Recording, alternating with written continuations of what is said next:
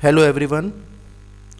इस वीडियो में हम कॉस्ट अकाउंटिंग सब्जेक्ट का एक टॉपिक यानी कॉस्ट शीट या स्टेटमेंट ऑफ कॉस्ट के बारे में कुछ थ्योरेटिकल एस्पेक्ट के बारे में हम इसमें समझेंगे। कॉस्ट अकाउंटिंग जो सब्जेक्ट है ये जनरली ग्रेजुएशन के सेकंड ईयर में पढ़ाया जाता है और इसमें ये इम्पॉर्टेंट टॉपिक है कॉस्ट शीट या स्टेटमेंट ऑफ कॉस्ट। जो चैप्टर होता है उसका नाम होता है यहाँ पे यूनिट और आउटपुट कॉस्टिंग। तो सबसे पहले हम मतलब समझ लेते हैं कि यूनिट और आउटपुट कॉस्टिंग का मतलब क्या होता है। देखिए, जब कंपनी में कुछ भी उत्पादन होता है, प्रोडक्शन होता है प्रोडक्ट का, तो हम कंपनी चाहती है कि उसकी कॉस्ट पर यूनिट निकाल सकें हम, कि प्रति यूनिट कितनी लागत उसकी आती है। सारे खर्चे निकालने के बाद, सारे खर्चे होने के बाद जब प्रोडक्ट बिकने के लिए तैयार हो गया है, तो बस बिक ही रहा है, तो तब तक उसकी कॉस्ट कितनी आ रही है, तो वो टोटल कॉस्ट हम देखते हैं सारे गुड्स की, यानी कि टोटल प्रोडक्शन की, प्लस हम देखना चाहते हैं कि एक यूनिट की, एक पीस की कितनी कॉस्ट आ रही है, उसे हम यूनिट कॉस्टिंग कहा करते हैं। तो you can see here, unit और output costing is that method of costing in which cost are ascertained per unit of a single product in a continuous manufacturing activity. Per unit cost कैसे निकालेंगे हम? तो we can divide total production cost by number of units produced. मान लीजिए कि 1 लाख रुपए का आपका खर्चा हुआ कुछ सामान बनाने के लिए, तो 1 लाख रुपए में आपने 10,000 पीस बना लिए। तो जब 10,000 पीस बना लिए तो 1 लाख रुपए खर्चा आया, तो प्रति यूनिट कितना खर्चा आया? तो 1 लाख को आप 10,000 रुपये से डिवाइड, मतलब 10,000 यूनिट से डिवाइड कर देंगे 1 लाख रुपए को, तो आपके 10 रुपये प्रति इकाई निकल कर आ जाएगी। तो इस मेथड को हम सिंगल कॉस्टिंग भी कहा करते हैं। तो यूनिट कॉस्ट क्या हुआ? ये टोटल एक्सपेंडिचर हो गया, कंपनी ने जो खर्चा करा है टू प्रोड्यूस करने के लिए, स्टोर करने के लिए, and sell 1 unit of a particular product or service, यानी 1 यूनिट बेचने के लिए कितना खर्चा हो रहा है कंपनी का, उसको हम यूनिट कॉस्टिंग या यूनिट कॉस्ट कहा करते हैं, या पर यूनिट कॉस्ट कह देते हैं। मैं समझता हूँ समझ में आया होगी बात, कि टोटल प्रोडक्शन तो हो ही रहा है, जितने भी आप यूनिट्स बना रहे हैं, पीस बना रहे हैं, लेकिन एक इकाई, एक यूनिट की कॉस्ट कितनी होगी वो निकालते हैं हम, तो उसे हम यूनिट कॉस्टिंग कहा करते हैं। ये जनरली वहाँ पर ही लागू होता है ये सिस्टम जहाँ पर एक जैसे प्रोडक्ट, स्टैंडर्ड प्रोडक्ट्स बनते हैं। जैसे बल्ब बन रहे हैं, तो इलेक्ट्रिक कंपनी में बल्ब बन रहे हैं, तो बल्ब तो सब एक जैसे ही होते हैं, एक ही होल्डर में सभी होल्डर में वो फिट हो जाते हैं। तो एक स्टैंडर्ड प्रोडक्ट हो गया कि 10 वाट का बल्ब बन रहा है, 15 वाट का बल्ब बन रहा है, तो 15 वाट के कितने बल्ब बन रहे हैं, उसकी कितनी टोटल लागत आई, कितने पीस हमने बनाए, और उसे भाग कर देंगे पीस से, तो प्रति यूनिट खर्चा हमारा निकल जाता है। तो ये कहाँ पर देखिए लिख रहा है, in all those industries where single costing uses there is a standard और natural unit of cost. Standard costing होती है। For example, a ton of coal in collieries, जो कोलरीज होती हैं हमारी, जैसे कि खदानें वगैरह हैं, कोयले की कोल माइंस हैं, वहाँ पे 1 टन के प्रति टन के हिसाब से हम खर्चा, अब एक कोयले का पीस तो नहीं निकाल पाएंगे हम, तो वहाँ पे हम प्रति टन खर्चा निकालते हैं। जहाँ ईंटों के भट्टे होते हैं, ब्रिक्स, ईंट बनती हैं, वहाँ पर हम 1000 ब्रिक्स का खर्चा निकालते हैं प्रति इकाई, मतलब 1000 ब्रिक्स पर खर्चा निकालते हैं, कितना हुआ। चीनी जो शुगर मिल हैं वो निकालती हैं 1 कुंटल शुगर पे उनका कितना खर्चा आया, क्योंकि एक पीस तो शुगर में नहीं, पे एक दाना सा कैसे निकालोगे, तो इसलिए हम 1 कुंटल शुगर का निकालते हैं पर यूनिट। पर यूनिट मतलब पर कुंटल शुगर निकालते हैं। सीमेंट की कंपनी में वो 1 टन के हिसाब से निकालते हैं। तो in this costing the cost of production usually ascertains by preparing a cost sheet और अ कॉस्ट स्टेटमेंट। तो हम कैसे निकालते हैं? हम एक कॉस्ट शीट बनाया करते हैं, या हम स्टेटमेंट ऑफ कॉस्ट भी कह देते हैं उसको। तो अब वो पूरी कॉस्ट शीट हम बनाएंगे, जो हम आगे इस वीडियो में देखेंगे। उसके द्वारा हम प्रति इकाई लागत हम निकाल सकते हैं। तो ये मेथड कहाँ यूज़ हुआ? देखिए, मैंने बताया माइंस हैं, क्वेरीज हैं, जो खदानें हैं, ऑयल में निकालते हैं, ऑयल ड्रिलिंग है, ब्रिवरेजीज हैं, सीमेंट वर्क्स हैं, ब्रिक वर्क्स हो गया, शुगर मिल्स हो गए, स्टील मैन्युफैक्चर हो गई, एल्यूमिनियम प्रोडक्ट्स हो गए। ब्रेवरीज क्या होता है? जो या कह लीजिए कि शराब वगैरह की जो कंपनियां होती हैं वो निकालती हैं। तो इन सब इंडस्ट्रीज़ में हम यूनिट कॉस्टिंग यूज़ करते हैं। देखिए 2 डेफिनेशन यहाँ पर दी गई हैं, इन्हें आप देख सकते हैं। J.R. बार्टली बॉय की डेफिनेशन दी गई है, single or output cost system is used in businesses where a standard product is turned out and it is desire to find out the cost of a basic unit of production.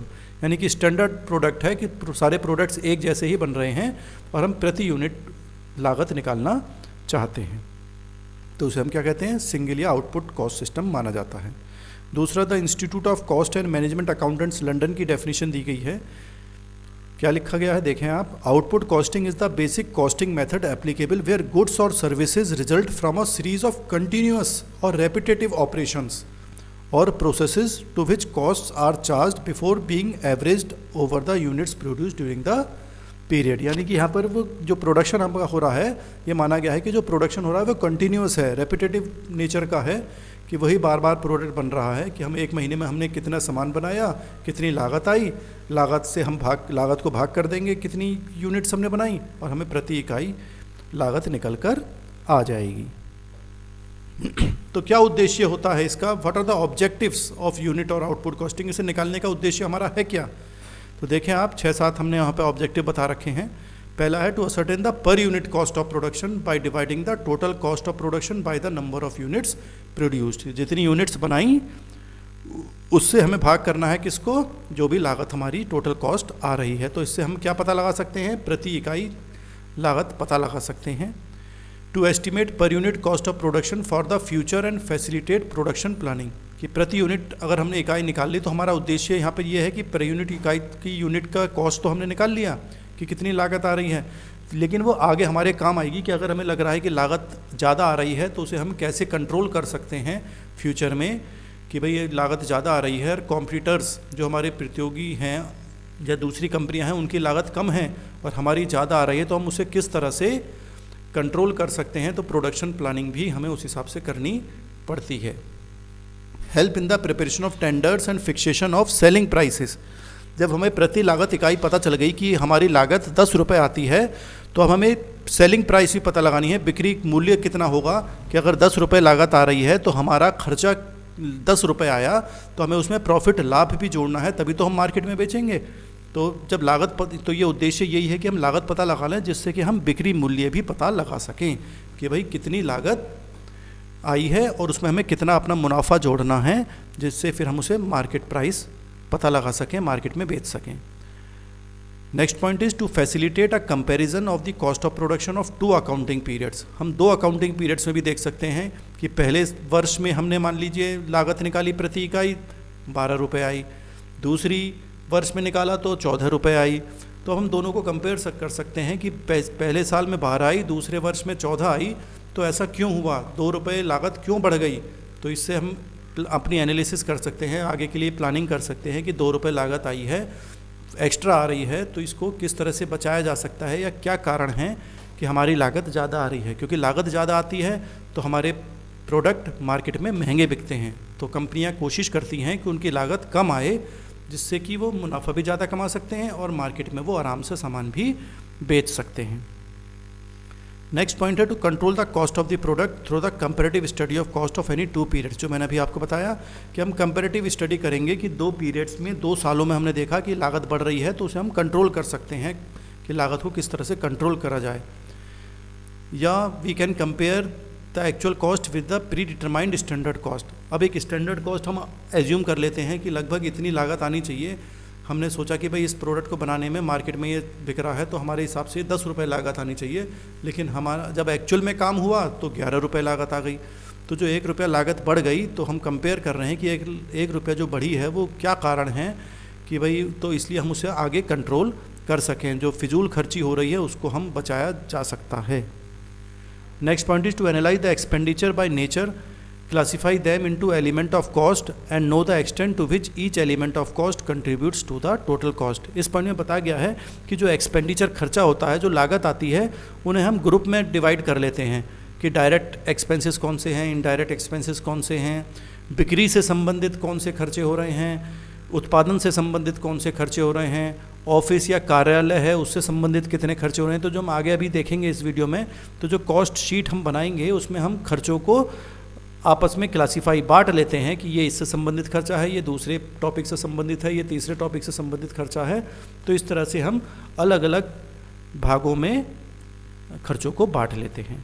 And next last point is to ascertain the profit or loss of production. और cost sheet जब हम बनाएंगे, पता लगाएंगे, तो पता चल जाएगा कि आखिर में हमें जो बिक्री मूल्य तय करा है, कितना यूनिट हमारी बिकी हैं, तो उस हिसाब से हमें फ़ायदा हो रहा है या नुकसान हो रहा है। तो ये सब उद्देश्य हैं इस यूनिट और आउटपुट कॉस्टिंग को करने के लिए। अब हम अपने मेन टॉपिक पर आते हैं। यहाँ पे जो कॉस्ट शीट, जो सिंगल आउटपुट कॉस्टिंग जो चैप्टर है, उसमें कॉस्ट शीट का महत्व बहुत ज़्यादा है कि ये कॉस्ट शीट हम बनाते हैं। और ये क्या होता है, देखिए, cost sheet is a statement to show the different components of the total cost. जो टोटल लागत आ रही है, कुल लागत आ रही है, उसको हमने पार्ट्स में बांट लिया। जैसे मैंने भी बताया, बिक्री से संबंधित खर्चे, उत्पादन से संबंधित खर्चे, रॉ मटेरियल से संबंधित खर्चे, लेबर से संबंधित खर्चे, तो उनको हम अलग अलग बांट लेते हैं। तो इससे पता चल जाता है कि अलग अलग मदों में, अलग अलग आइटम्स में कितना खर्चा हमारा हो रहा है।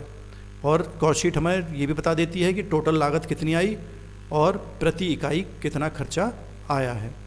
ये कॉस्ट शीट जो होती है, ये कंपनियां अलग अलग हिसाब से बनाती हैं। कोई मंथली बना लेती है, कोई हफ्ते में वीकली बना लेती है, कुछ 3 महीने में क्वार्टरली बना लेती है, कुछ हाफ ईयरली है या एनुअली पूरे वर्ष का बना लेती है।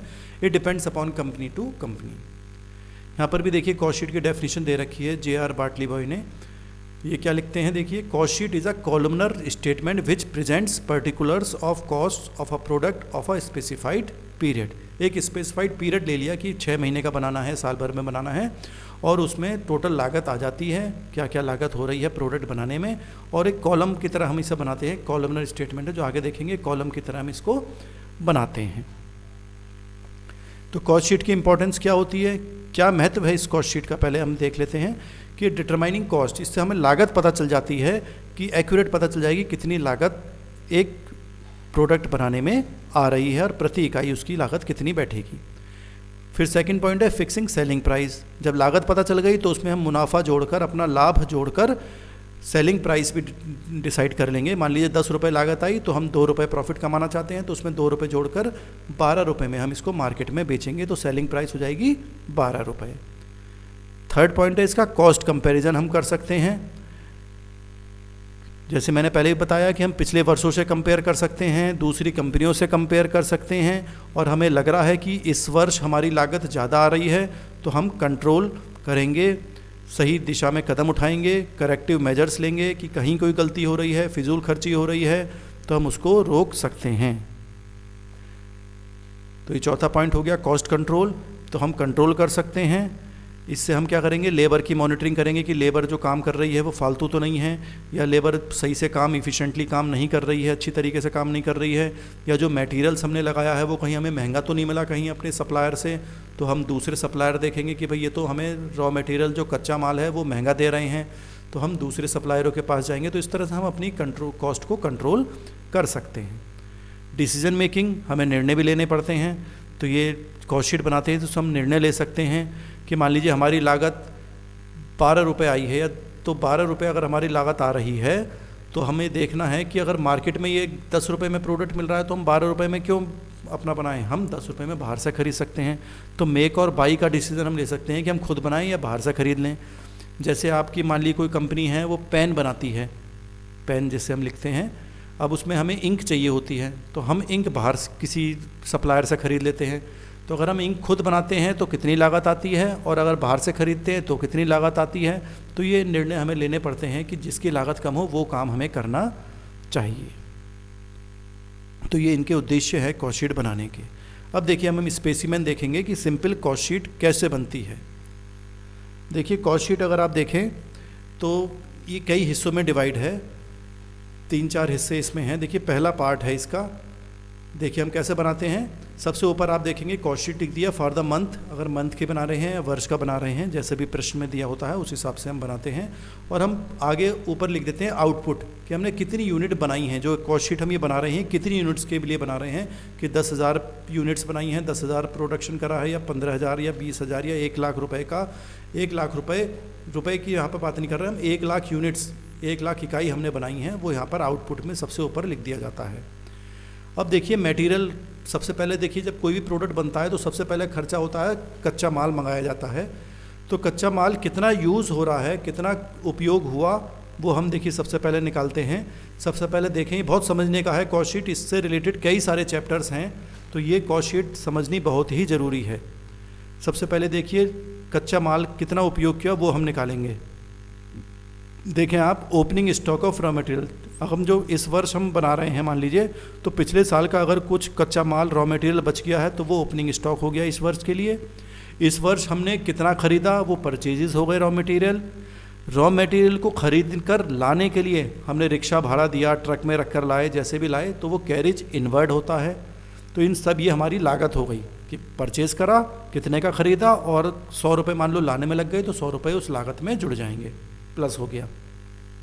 लेकिन अगर मटेरियल हमें पसंद नहीं आया या ख़राब निकला तो हमने वो वापस कर दिया, तो उतना मटेरियल हमने कम कर दिया। और वर्ष के आखिर में closing stock of raw material minus कर देंगे कि इतना वर्ष के आखिर में ये बच गया, यूज़ नहीं हो पाया, उपयोग नहीं हो पाया, तो वो माइनस हो गया।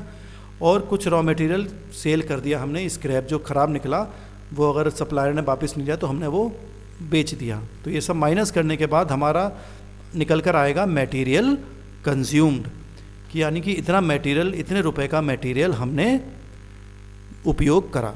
तो मटेरियल इस तरह से हम निकालेंगे।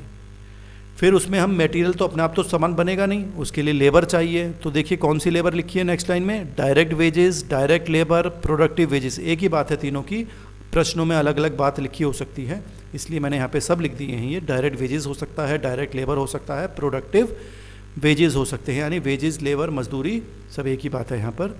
और कुछ डायरेक्ट एक्सपेंसेस हो सकते हैं, चार्जेबल एक्सपेंसेस, कुछ डायरेक्ट खर्चे हैं जो प्रोडक्ट से संबंधित हैं, वो यहाँ पर आ सकते हैं। जैसे पावर है, बिजली यूज़ हो रही है, इस तरह के कुछ पावर यूज़ हो रही है, तो वो हम लिख सकते हैं।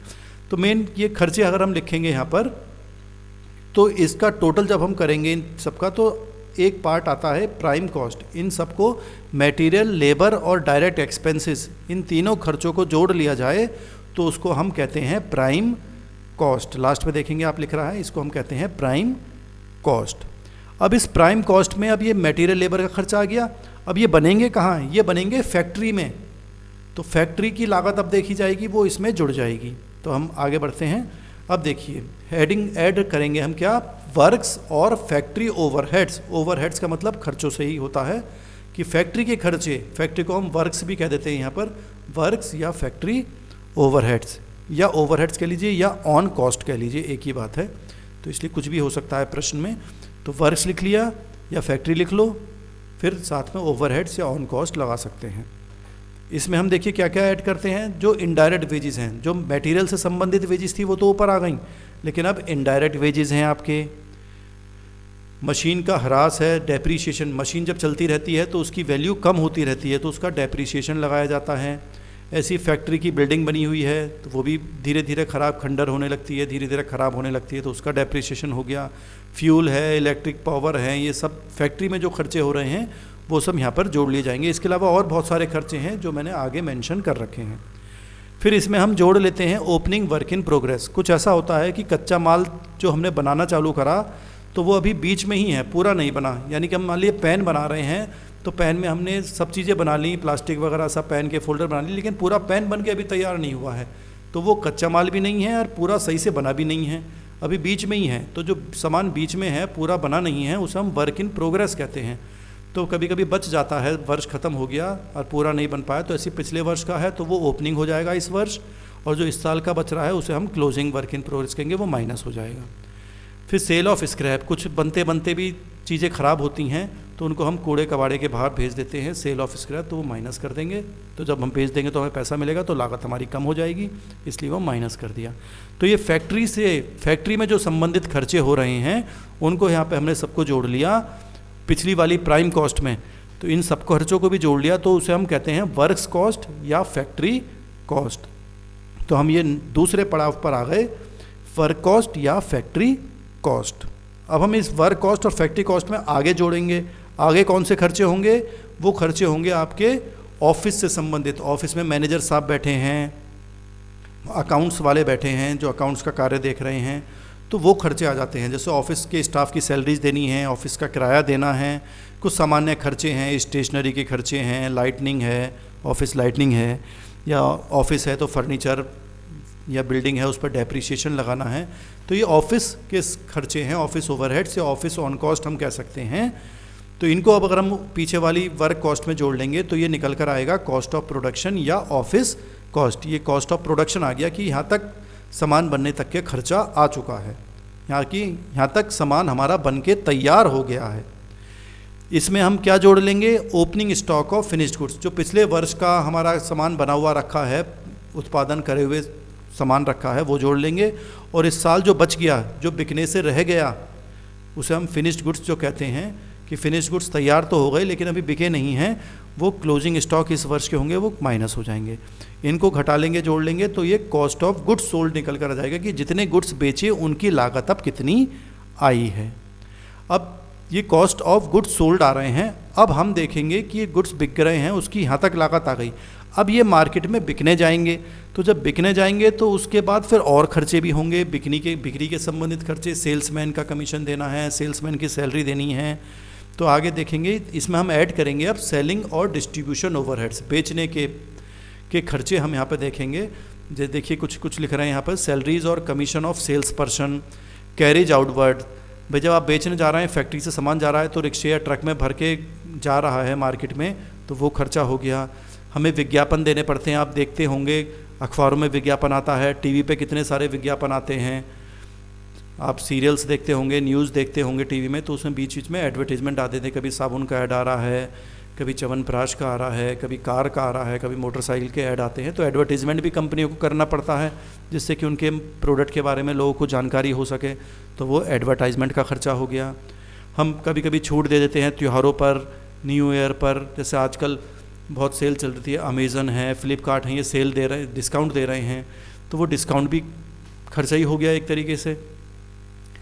एक्सपेंसेस ऑफ डेमोन्स्ट्रेशन है, शोरूम में सामान रखा रहता है, उससे रिलेटेड खर्चे हो गए। तो ये सब बिक्री से संबंधित खर्चे हैं, इनको भी जोड़ लिया जाएगा तो हमारा निकल कर आ जाएगा फाइनल कॉस्ट ऑफ सेल्स। ये फाइनल कॉस्ट आ गई कि टोटल खर्चा अब यहाँ तक आ गया। अब इस कॉस्ट ऑफ सेल्स में हम प्रॉफिट जोड़ लेंगे तो हमारी सेलिंग प्राइस आ जाएगी। अगर कॉस्ट ज़्यादा है, सेलिंग प्राइस कम बैठ रही है, तो हमारा नुकसान हो जाएगा। तो प्रॉफिट हो सकता है या लॉस हो सकता है कि अगर मान लीजिए कॉस्ट ऑफ सेल्स टोटल लागत आई 5,000 रुपये और हमने बेचा केवल 4,000 में, तो 1,000 हमारा लॉस हो जाएगा। और हम 5,000 से ज़्यादा में बेचेंगे तो हमारा फ़ायदा हो जाएगा। तो इस तरह से ये कॉस्ट शीट बनाई जाती है। तो इसमें देखिए, पहला प्राइम कॉस्ट आया, दूसरा वर्क कॉस्ट आया, तीसरा ऑफिस से संबंधित खर्चे आए, और चौथे ये सेलिंग से संबंधित खर्चे आए। तो इनमें कौन कौन से संबंधित खर्चे और हो सकते हैं वो मैंने आपको आगे बता रखे हैं। देखिए जो डिफरेंट पार्ट्स आ गए, पहला हमारा देखिए प्राइम कॉस्ट निकल कर आता है, जिसमें मटेरियल, लेबर और डायरेक्ट एक्सपेंसेस हम जोड़ते हैं। इसमें देखिए और डायरेक्ट एक्सपेंसेस जैसे मैंने बताया, और क्या हो सकते हैं इसमें, वहाँ पे तो मैंने डायरेक्ट एक्सपेंसेस लिख दिया था, लेकिन उससे संबंधित और खर्चे मैं देखिए यहाँ पर दिखा रहा हूँ आपको। जैसे एक्साइज ड्यूटी है, एक्साइज क्या होता है, उत्पादन से संबंधित सरकार को हमें ड्यूटी देनी पड़ती है, एक्साइज ड्यूटी है, रॉयल्टी है, आर्किटेक्ट सुपरवाइज़र की फ़ीस है, कुछ डायरेक्ट चार्जेबल एक्सपेंसेस हैं, मैप है, डिज़ाइन चार्जेस हैं कि जो प्रोडक्ट को डिज़ाइन करने के लिए खर्चे होते हैं। तो ये सब पहले खर्चे होते हैं, इसलिए ये डायरेक्ट एक्सपेंसेस माने जाते हैं।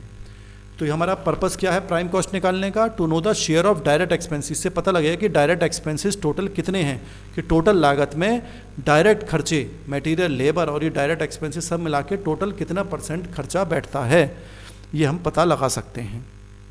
दूसरा हमारा निकलता है फैक्ट्री कॉस्ट, जो मैंने आपको बताया था अभी।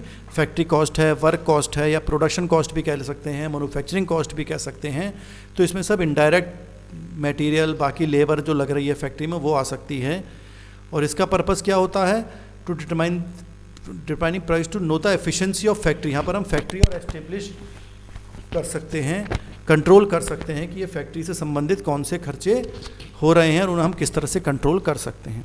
तो ये फैक्ट्री से जो संबंधित खर्चे हैं, ये बहुत सारे देखिए खर्चे मैंने आपको बता दिए हैं, इनको आप यहाँ पे पढ़ सकते हैं कि फैक्ट्री का किराया है, रेंट है, फैक्ट्री के एम्प्लॉयज़ की, फोरमैन हैं, इंस्पेक्टर हैं, सुपरवाइज़र हैं, इनकी सबकी सैलरी देनी होती है।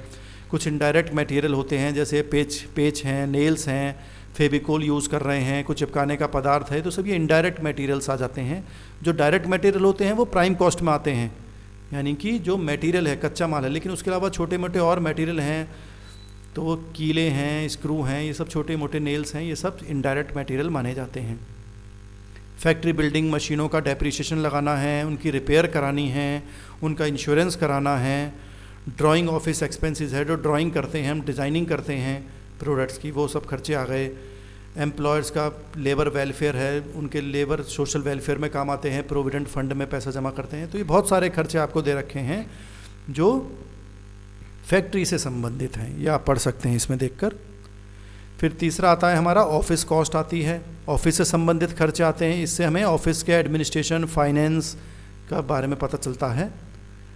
तो देखिए ऑफिस में कौन कौन से खर्चे आ जाते हैं, जैसे ऑफिस एम्प्लॉयज़ हैं, मैनेजर साहब बैठे हुए हैं, उनकी सैलरी देनी है, और ऑफिस का से संबंधित इंश्योरेंस वगैरह कराना है, repair and maintenance office furniture हैं, प्रिंटिंग करानी है, स्टेशनरी कागजात होते हैं, बहुत सारे पेपर होते हैं, चिट्ठियाँ लिखनी हैं, लेटर जाने हैं, उनसे संबंधित खर्चे हैं, टेलीफोन के खर्चे हैं, ऑफिस में बिजली चल रही है उसके खर्चे हैं, और डॉक्यूमेंट्स हमें मंगाने पड़ते हैं, बिजनेस मैगजीन हैं। Counting office expenses, counting office expenses हमारे अकाउंटेंट्स वगैरह जहाँ बैठते हैं, अकाउंटिंग वर्क होता है, उसे कहते हैं। डायरेक्टर साहब आ रहे हैं तो उनकी सैलरी है। कुछ मुकदमेबाजी चल रही है कंपनी की, तो मुकदमेबाजी कौन देखेगा, ऑफिस वाले लोग ही देखेंगे। केस चल रहा है कोर्ट में, या बैंक से संबंधित खर्चे हैं, या अकाउंट्स को चेक करने ऑडिटर्स आते हैं, उनको पैसे देने हैं। जो चार्टर्ड अकाउंटेंट होते हैं, कॉमर्स वाले बच्चे जानते होंगे कि सब अकाउंट्स को, जो कंपनी के अकाउंट्स होते हैं उनको चेक करा जाता है, उनको ऑडिट करा जाता है, और वो चार्टर्ड अकाउंटेंट होते हैं जो इन सब चीज़ों को, अकाउंट्स को चेक करते हैं। तो जब वो चेक करने आते हैं उनको फ़ीस दी जाती है, तो ऑडिटर्स का रेम्यूनरेशन हो गया। और बाकी जनरल ऑफिस से संबंधित खर्चे हैं, ये सब ऑफिस खर्चों में माने जाएंगे, ऑफिस ओवरहेड्स में। इसके बाद टोटल कॉस्ट निकल जाती है, जिसके बाद हम सेलिंग के खर्चे, बिक्री के खर्चे जोड़ लेते हैं। तो सेलिंग के खर्चे हम जोड़ लेंगे तो टोटल कॉस्ट निकल कर आ जाएगी, जिसमें हम सेलिंग, बिक्री से संबंधित एडवर्टीजमेंट वगैरह के जो खर्चे हैं वो देख सकते हैं आप, कि सैलरीज़ है, कमीशन, सेल्समैन का कमीशन है, एडवर्टीजमेंट मैंने पहले बताया आपको, हमने डिस्काउंट दे दिया, कुछ लीगल खर्चे हो रहे हैं, या गोडाउन से संबंधित खर्चे हैं, या सामान बेचने जा रहे हैं तो ट्रांसपोर्ट से संबंधित खर्चा है, सामान ट्रक में भर के ले जा रहे हैं, या पैकिंग मटेरियल हो सकता है कि रैप करके गिफ्ट आइटम की तरह हम दे रहे हैं। तो ये सब चीज़ें हमारे खर्चे हैं बिक्री से संबंधित। उसके बाद हम कॉस्ट ऑफ गुड्स सोल्ड निकाल लेते हैं, फिनिश्ड गुड्स ओपनिंग स्टॉक को प्लस करके, क्लोजिंग स्टॉक माइनस करके, फिर तो वो कॉस्ट ऑफ सेल्स आ जाता है। सेल्स में हम प्रॉफिट जोड़ लेते हैं कुछ, तो हम उसे सेलिंग प्राइस निकाल लेते हैं। तो इस तरह से ये डिफरेंट पार्ट्स हो गए हमारे कॉस्ट शीट के। तो कॉस्ट शीट मैंने आपको पहले बता भी दी, फॉर्मेट भी, और उससे संबंधित कौन कौन से खर्चे किस किस हेड में आएंगे, किस किस आइटम में आएंगे, वो भी मैंने आपको इसमें बता दिया है। कुछ खर्चे होते हैं जो कॉस्ट शीट में नहीं आते हैं, वो भी मैंने देखिए यहाँ पे लिख रखे हैं आपके लिए, कि कुछ एबनॉर्मल खर्चे हैं जो यहाँ पर लॉस हुआ नहीं आएंगे, या हम ब्याज पे पैसा लिया है, इंटरेस्ट देना है, तो वो यहाँ पर नहीं आएगा। बैंक से ब्याज मिला हमें बैंक में, तो वो नहीं आएगा, क्योंकि उससे लागत पे कोई फ़र्क नहीं पड़ रहा है। जो कंपनी का प्रोडक्शन हो रहा है उससे इनका कोई मतलब नहीं है। ये कुछ खर्चे हैं वो कहीं नहीं आएंगे। कंपनी के जो मालिक होते हैं वो एक दूसरे के शेयर, कंपनी के शेयर इशू होते हैं, तो शेयर लोग खरीदते हैं, बेचते हैं, तो शेयर बेचने खरीदने पर जो खर्चा होता है वो नहीं आता है। कंपनी को प्रॉफिट होता है, वो अपने मालिकों को, शेयर होल्डर्स को बांट देते हैं, तो डिविडेंड कहते हैं उसे। तो डिविडेंड दे रहे हैं, वो प्रॉफिट के बाद दिया जाता है। तो ये सब खर्चे जो हैं ज़्यादातर प्रॉफिट के बाद के हैं, तो ये कहीं नहीं आते हैं। आप इसमें पढ़ सकते हैं कि हमने कहीं से लोन लिया है, उस पर ब्याज दे रहे हैं, तो ब्याज दे रहे हैं वो अलग चीज़ हो गई, उसका खर्चों से कोई मतलब, उसका प्रोडक्ट लागत से खर्चे से कोई मतलब नहीं है। वो general profit and loss account जब हम बनाते हैं बाकी खर्चों में आता है, लेकिन ये कॉस्ट की लागत में जो लागत है प्रोडक्ट की, वो कॉस्ट नहीं आती है इसमें, वो लागत में हम इसको नहीं जोड़ते हैं इन खर्चों को। देखिए जैसे हमने कॉस्ट शीट देखी, उसमें हम प्रति यूनिट भी निकाल सकते हैं कि अगर हमने, हमारा खर्चा आ रहा है और हमने 1000 पीस बनाए हैं, तो 1000 से भाग करते चले जाएं, सबको डिवाइड करते चले जाएं, तो प्रति इकाई निकल कर आ जाता है। लेकिन अगर हमें इकाई नहीं दे रखी कि हमने कितना पीस बनाए हैं, तो जब हम पीस ही नहीं पता होंगे कितनी यूनिट हमने इकाई बनाई हैं, तो हम प्रति इकाई नहीं निकाल पाएंगे। तो उस कंडीशन में जो स्टेटमेंट हम बनाते हैं उसे हम कहते हैं स्टेटमेंट ऑफ कॉस्ट, उसे हम स्टेटमेंट ऑफ कॉस्ट कहा करते हैं। तो ये कॉस्ट अकाउंटेंट्स जो होते हैं ये जनरली कॉस्ट शीट बनाते हैं टोटल कॉस्ट ऑफ प्रति इकाई निकालने के लिए, जबकि स्टेटमेंट ऑफ कॉस्ट हम बना लेते हैं कि टेंडर प्राइस देना है, कि कहीं हमें टेंडर मिला है कि हमें कितने रुपए देने, कितने का टेंडर देना चाहिए, तो ये हम स्टेटमेंट ऑफ कॉस्ट से पता लगा सकते हैं। देखिए दोनों में फ़र्क बता रखा है, मैं यहाँ पे आपको बता देता हूँ। पहला पॉइंट है कॉस्ट शीट में देखिए टोटल कॉस्ट पता चलती है और प्रति इकाई भी पता चलती है, जबकि स्टेटमेंट ऑफ कॉस्ट में केवल टोटल लागत ही पता चल पाती है, क्योंकि उसमें इकाइयाँ नहीं दी होती है कि कितनी पीस हमने या कितनी यूनिट हमने बनाई हैं। दूसरा पॉइंट है it is prepared if the volume of production is given. तो ये तभी बनता है जब हमें प्रोडक्शन का वॉल्यूम पता हो, यूनिट्स पता हो, और यहाँ पे अगर वॉल्यूम पता नहीं है तो हम क्या बनाएंगे, statement of cost. Cost sheet को हम 2 पीरियड्स या 2 प्रोडक्ट में कंपेयर कर सकते हैं, क्योंकि प्रति इकाई पता है कि भाई इस प्रोडक्ट की इतनी लागत आ रही है, इस प्रोडक्ट की इतनी लागत आ रही है प्रति इकाई में, या पिछले वर्ष इतनी लागत आई, इस वर्ष इतनी लागत आई, तो हम कॉस्ट शीट से तो कंपेयर कर सकते हैं, लेकिन स्टेटमेंट ऑफ कॉस्ट में ये पॉसिबल नहीं है। Thank you. अगर आपको कोई समस्या आती है तो आप कमेंट बॉक्स में लिख सकते हैं, तो मैं आपकी क्वेरीज को सॉल्व करूँगा, और इसको आप दोबारा से वीडियो को देखिएगा जिससे कि आप और आसानी से इसको समझ सकें। Thank you.